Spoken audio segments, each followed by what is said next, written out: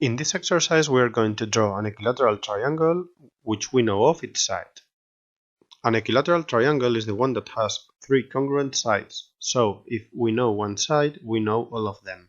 However, let us work from an analysis figure so the process is clear. In this triangle here, we know its three sides, side A, side B, and side C. As always, we have to find the three vertices of the triangle. Once side A is set, finding the opposite vertex A is about finding a point that is this distance we know and this distance we also know from points C and B. First of all, we copy side A on a straight line. If we are copying it from this point here, this is vertex B of our triangle. Using the side's length as radius and from vertex B, we copy side A, so we find vertex C, being this one, as we see in the figure, side A.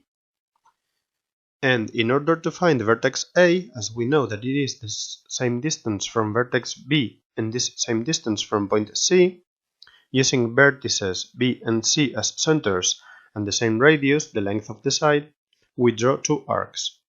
The point where these two arcs meet is vertex A, so once we have found the three vertices, we can draw the triangle. We end the exercise naming its elements, and here it is, the equilateral triangle which we know of its side.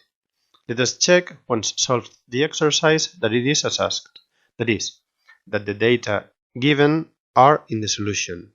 In this case, the solution is an equilateral triangle as requested, where all sides are congruent and as long as asked.